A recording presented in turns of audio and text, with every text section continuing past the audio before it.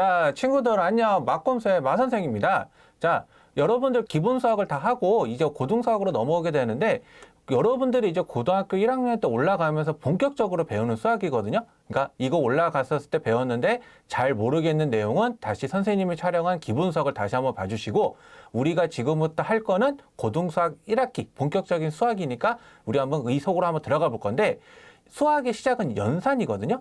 이 연산이 어떻게 해서 달라지고 어떻게 하는지, 그리고 어떻게 확장이 되는지 우리 한번 천천히 한번 살펴보도록 해보면서 진행해 봅시다. 자, 일단은 첫 번째로 오늘 할 거는 뭐냐면 용어가 뭔지, 그러니까 다항식의 용어가 뭔지 한번 우리가 한번 살펴볼 거고, 그리고 나서 다항식을 어떻게 정리를 하는 게 일반 원칙을 하는지, 그 다음에 그 우리가 말하는 다항식 연산을 배웠으니까 사친연산을 이야기할 텐데, 다항식에서는 그러한 사친연산을 어떻게 하는지 우리가 한번 살펴봅시다. 자, 첫 번째로 하는 거는 뭐냐면 다항식의 용어인데요. 중학교 때 배웠던 용어와 고등학교 때 배웠던 용어는 조금 차이가 있는데, 고등학교 용어가 좀 더 정확한 표현이에요. 고등학교 용어가. 근데 선생님이 오늘은 조금 고등학교랑 중학교를 구분하지 않는 선에서 한번 얘기를 한번 해주면, 첫 번째로 배우는 개념이 뭐가 나오냐면 이 단항식이 나오는데, 이 단항식의 의미가 뭐냐면 수 또는 문자의 곱으로 이루어진 식을 그거를 단항식이라고 불러요. 다시요. 수 또는 문자의 곱으로 이루어진 식을 말하는 거를 단항식이라고 하는 거고, 이 단항식이 여러 개인 식, 단항식이 여러 개인 거를 뭐라고 부르냐면 그거를 다항식이라고 부르는 거고, 여기서 말하는 항이라고 말하는 표현은 무슨 용어를 하는 거냐라고 하는 거냐면 그냥 단항식이랑 같은 용어라고 생각을 하시면 되세요. 자, 다시요. 단항식하고 항은 구분을 하지 않고 단항식을 줄이는 말이 항이라고 생각하시면 되고, 상수항이라고 말하는 거는 뭐를 얘기하냐면, 여러분들이 중학교 때는 숫자만 있는 항, 그러니까 문자가 없는 항이라고 배웠지만 여기서는 정확하게는 고등학교 때는 뭐라고 얘기하냐면 문자가 없는 거를 얘기할게요. 문자가 없는 항. 그러니까 그 기준이 되는 문자가 없는 항이 상수항인 거고, 개수가 그 문자를 기준이 되는 문자를 제외한 부분. 자, 제외한 부분, 그거를 개수. 차수라고 말하는 거는 뭐냐면 문자가 곱해진 개수를 얘기를 하는데, 다만 기준은 제일 많은 거. 제일 많은 걸 기준으로 얘기하는 게 차수라고 얘기를 한다는 거. 그래서 하나의 예시로 얘기를 해주면, 예를 들어서 2x제곱 마이너스 3x 5다라고 이렇게 해서 존재를 한다고 한다면, 이 식에서 차수를 보게 되면 제일 높은 차수가 요거거든요. 그래서 이거를 2차식이다 라고 얘기를 하는 거고, 요 각각, 자, 선생님이 이렇게 해서 칠해 놓은 부분, 이렇게 해서 칠해 놓은 부분들을 뭐라고 표현하냐면 이거를 단항식, 또는 중학교 때는 이거를 각각 뭐라고 부르냐면 이거를 항, 그리고 요 부분, 자, x가 없는 부분이죠. 그러니까 x에 대한 기준으로만 바라보게 봤을 때 x가 없기 때문에 요거를 상수항, 상수항. 그 다음에 x제곱의 개수. 자, 이 항을 기준으로 x제곱에서 그것만 없는 부분, 요 부분, 이거를 뭐라고 하냐면 x제곱의 개수라고 표현을 한다는 거죠. 그래서 이런 식으로 표현을 하는 게 고등학교 때 용어의 정의가 되는데, 이 단항식이랑 그러니까 꼭 굳이 외울 필요는 없고 이해하는 식으로 바라보시면서 우리가 꼭 정확하게 알아야 될 부분, 단항식이랑 항이라는 용어는 좀 구분하지 않고 같은 의미로 쓰는데, 그게 뭐다? 수 또는 문자의 곱으로 이루어진 식을 그거를 단항식 또는 항 이렇게 얘기를 하는 거고, 그 단항식이 여러 개인 거, 그러니까 여러 개라는 말의 의미는 한 개도 포함이에요. 그래서 단항식도 한 개 이상의 식을 뭐라고 표현한다? 그거를 다항식. 그 항들 중에서 기준이 되는 문자가 없는 거, 그 기준이 되는 문자가 없는 항을 뭐라고 한다? 그거를 상수항. 그리고 기준이 되는 문자를 제외한 부분을 뭐라고 하냐면 그거를 개수. 그 다음에 문자가 곱해진 개수가 차수인데 단 기준은 가장 큰 거에 대해서 기준에 맞춰서 이야기를 한다는 게 차수라는 걸 꼭 기억을 해 주세요.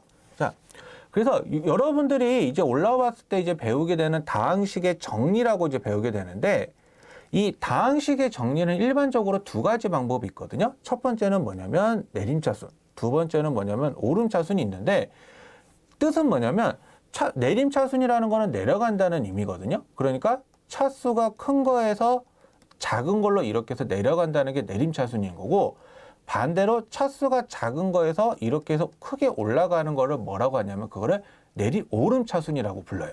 다시요.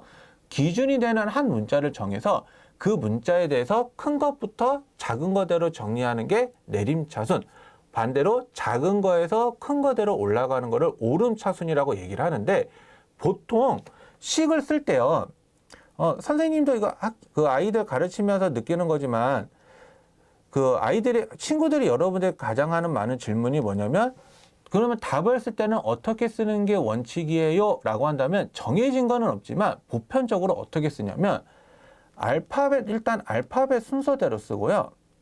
첫 번째가 알파벳 순서대로 쓰는데, 그 알파벳에 대해서 제일 빠른 알파벳 기준으로 내림차순으로 쓰는 게, 그게 일명 우리가 좀 답을 쓰는 요령이라고 보시면 돼요. 그러니까 암한리에 정해지는 그런 불문율 같은 거거든요. 그래서 알파벳에 대해서 내림차순으로 쓰는 건데, 만약에 X, Y가 섞여 있다라고 한다면 X가 먼저니까 X에 대해서 내림차순을 한다라는 게 기본적인 원칙이 된다는 거고, 또 다른 그 정리 방법은 뭐냐면, 만약에 순환하는 형태가 있다라고 한다면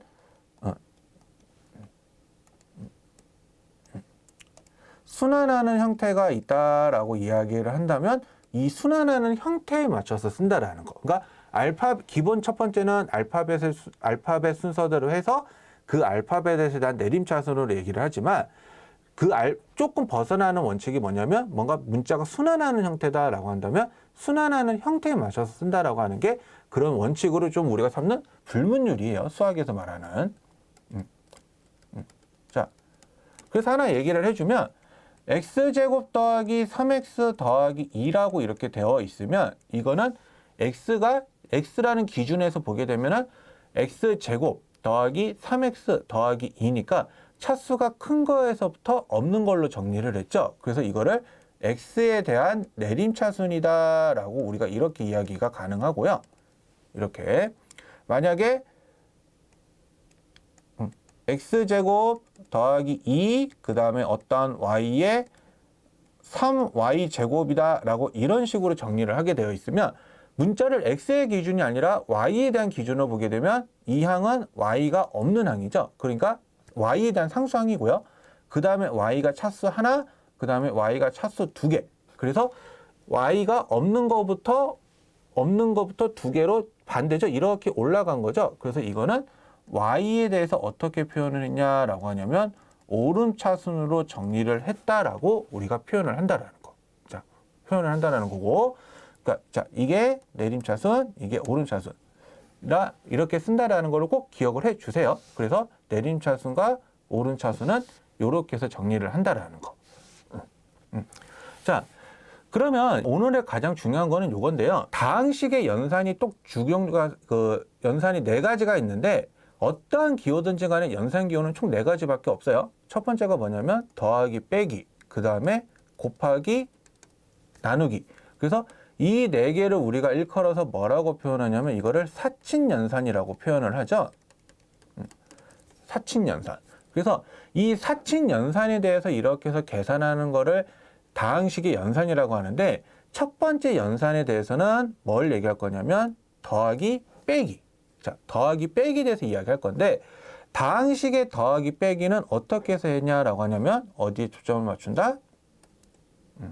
동류항에 의거해서 계산을 한다. 그러니까 동류항에 의거해서 계산하는데, 잠깐 여기서 질문. 동류항이라는 건 뭘까요? 그렇죠.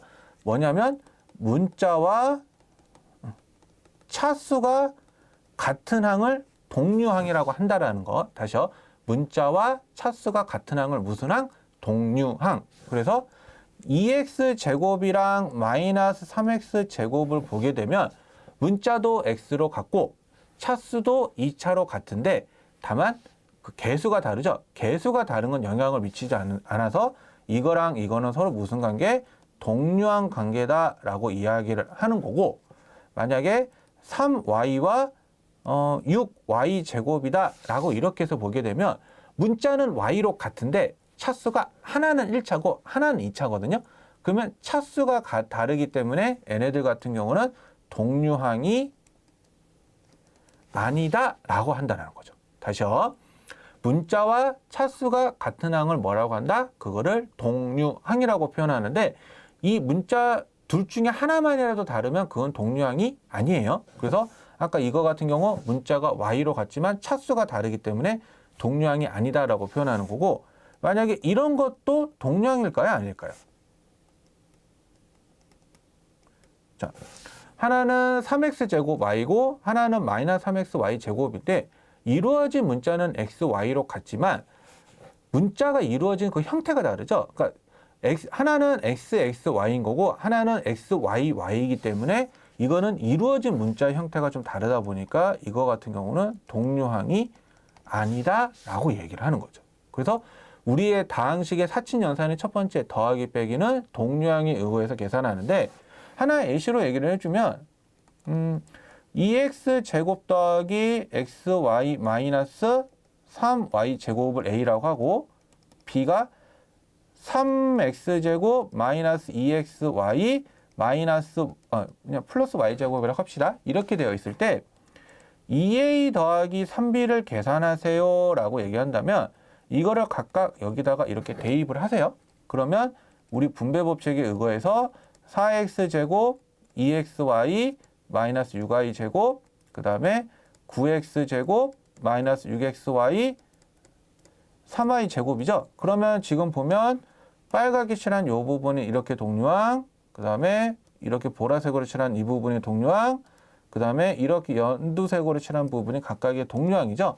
그래서 각각 계산을 해주면 이게 13x 제곱 마이너스 4xy 더 빼기 3y 제곱이 되어서 이 부분이 계산을 해주면 이런 식으로 계산을 한다라고 하는 게 다항식의 덧셈과 뺄셈입니다.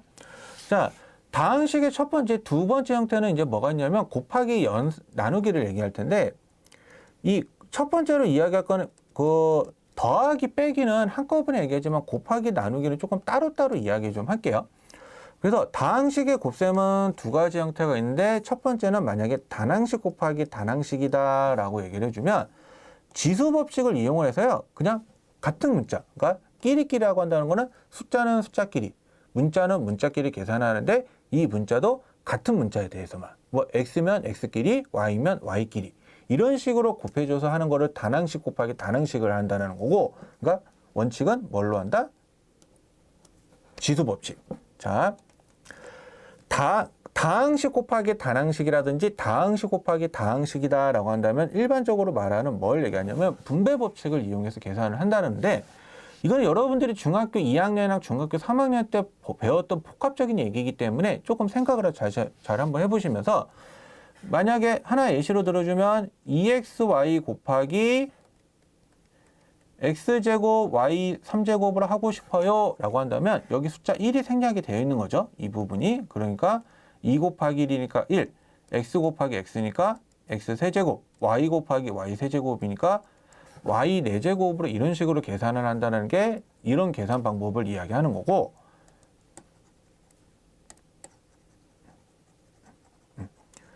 그 두 번째 얘기했던 분배 법칙이다 라고 이야기하는 거는 예를 들어서 a 플러스 b에 내가 x를 곱하고 싶다라고 한다면 요렇게 해서 이렇게 곱해주는 거를 분배 법칙이라고 하죠. 그래서 이거를 ax bx다라고 이야기하는 거고, 또는 만약에 a 플러스 b 곱하기 c 플러스 d다라고 한다면 요거를 각각 이렇게 곱하는 거죠. 요렇게, 요렇게, 또 요렇게, 요렇게. 그래서 이것들을 곱해봐서 다 전개를 해봤는데 AC, AD, BC, BD 이런 식으로 정리가 될 텐데, 이런 식으로 곱하는 거를 분배 법칙을 이용한 곱하기다라고 얘기하는 거죠. 그래서 두 번째 형태를 이야기하는데, 이게 사실은 여러분들한테 이야기했을 때 중학교 3학년 때 말하는 기본 곱셈 공식 있죠?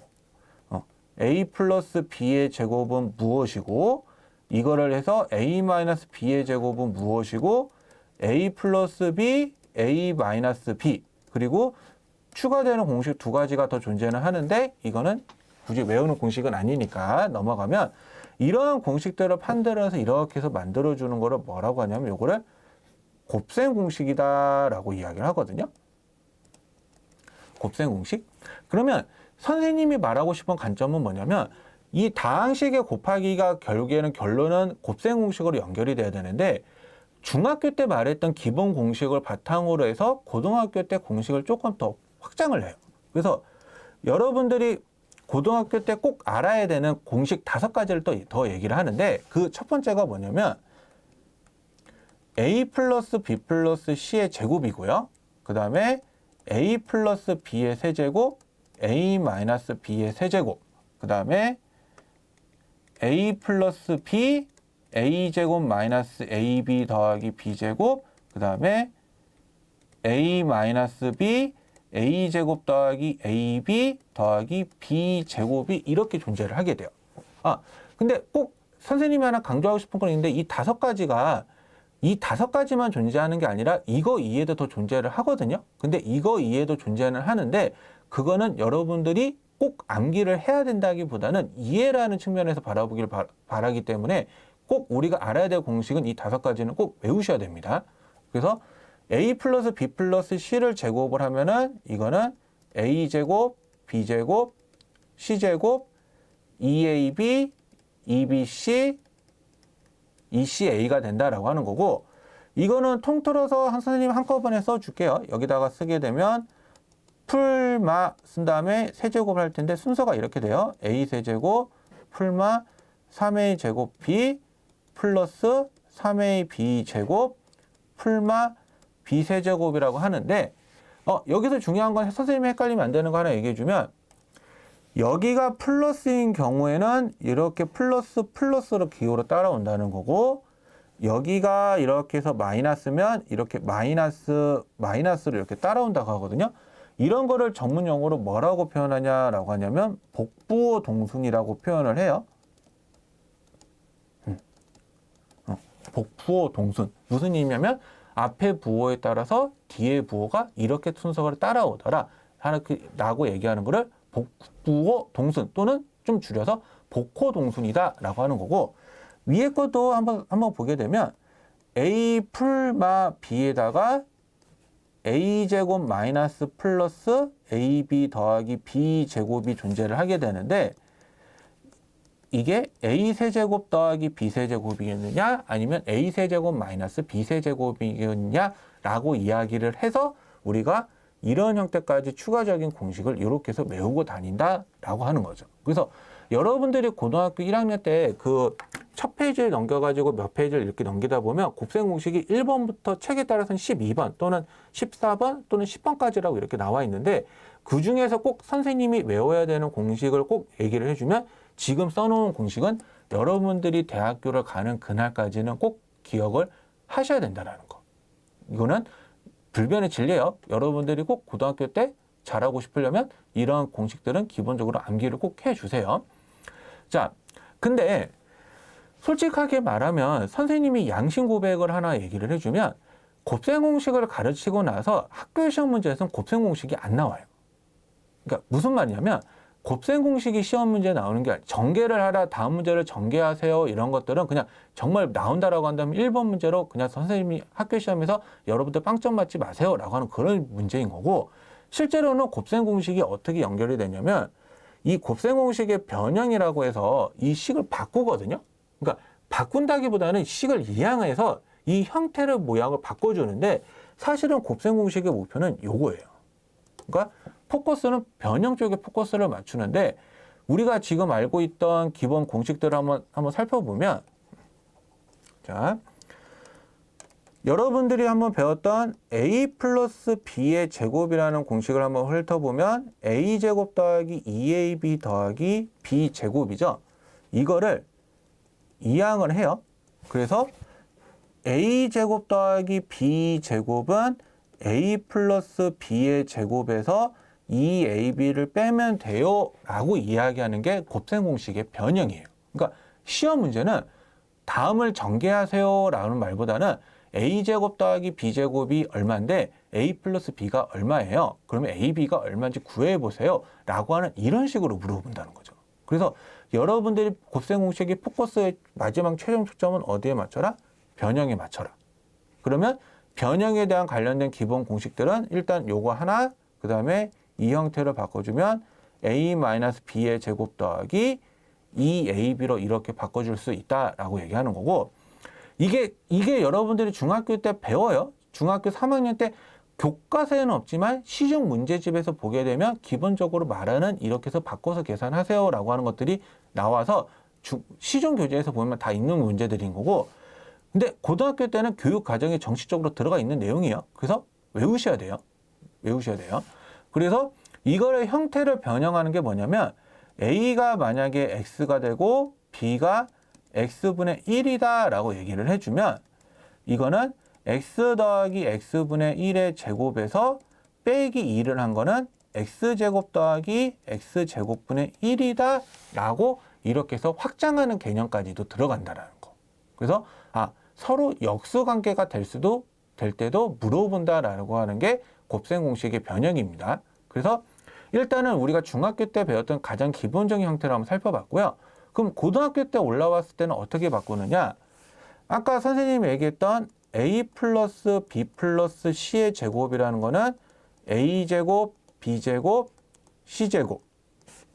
그래서 플러스 2a, 그 다음에 2bc, 2ca다라고 하는데 요 부분을 이쪽으로 이항을 해요.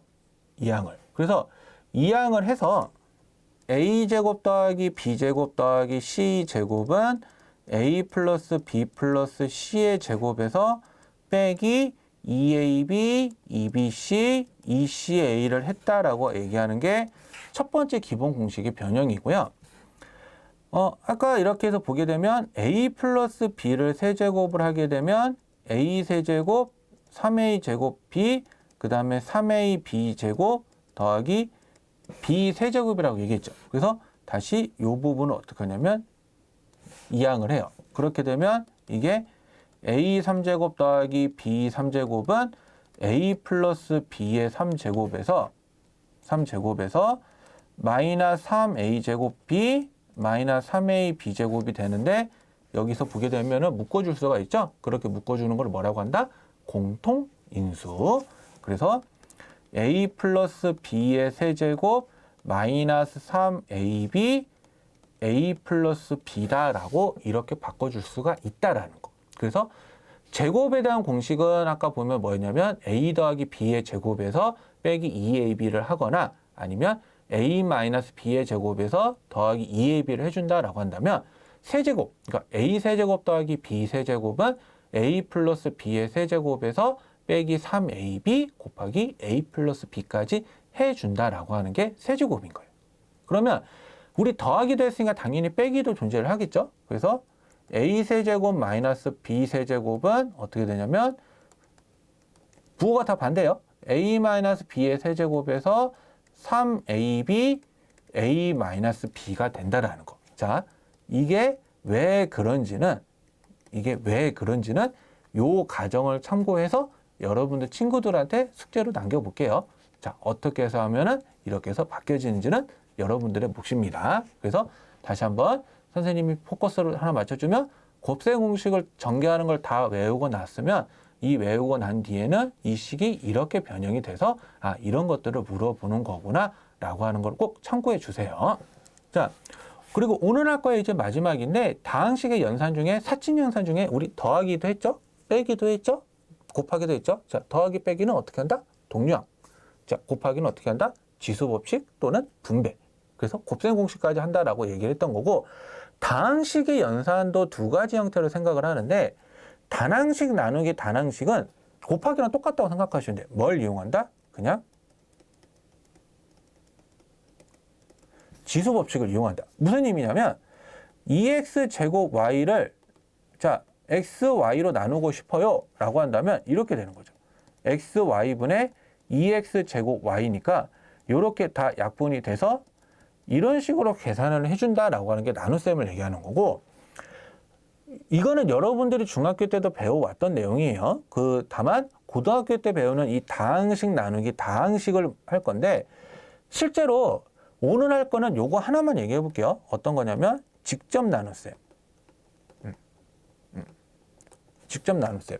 나눗셈을 얘기해 볼 건데, 선생님이 아마 기본 수학 때 한번 잠깐 살짝 얘기했던 건데, 다항식이라는 개념 자체는 뭘 얘기하는 거냐면 차수를 이야기하는 식인데, 이 차수가 숫자에서는 그냥 단순하게 뭐 4하고 7이 있으면은 7을 4로 나누게 된다고 한다면 몫이 1이고 나머지가 3이다. 이런 크기 비교를 하게 되는데, 다항식 같은 경우는 크기 비교를 할 수 있는 그 조건이 없거든요. 그래서 그러한 조건을 만들어주는 게 뭐냐면 차수예요.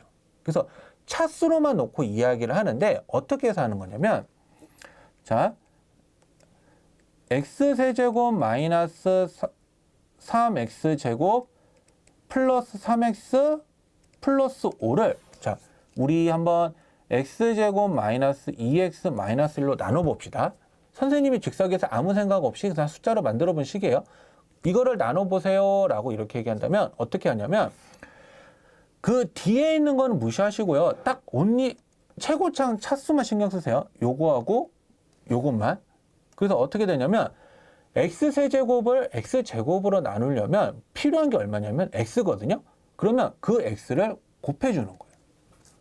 어디다가? 여기다가. 그래서 여기다가 쓰는 거죠. 그러면 x세제곱 마이너스 2x제곱 마이너스 x가 되는데, 그러면 이렇게 해서 썼으니까 이 다음에 어떻게 하냐면 여기서 이렇게 빼는 거죠. 그럼 빼버리면 이게 없어지니까 뭐가 나오냐면 마이너스 x제곱 더하기 4x 더하기 5가 되는데, 자, 숫자는 크기 비교를 한다지만 다항식은 차수라고 했어요. 지금 여기가 아직까지는 2차죠. 그리고 여기가 아직까지는 2차죠. 차수 얘기를 하는 거기 때문에 한 번 더 나눌 수 있다라는 거예요. 그러면 x제곱이 마이너스 x제곱이 되려면 얼마가 필요하죠? 그렇죠. 마이너스 1이 필요하죠. 그러면 그 마이너스 1을 여기다 곱해줘서 마이너스 x제곱 플러스 2x 더하기 1 해주고, 다시 마찬가지로 어떻게 해준다? 이렇게 빼준다. 그러면 여기가 2x 더하기 4가 되어서 이제 차수가 20보다 작아졌죠? 그러면 더 이상 나누지는 않는다라고 얘기를 하는 거예요. 그래서 이렇게 해서 이 부분을 뭐라고 표현하냐면 이거를 목, 그리고 이 부분을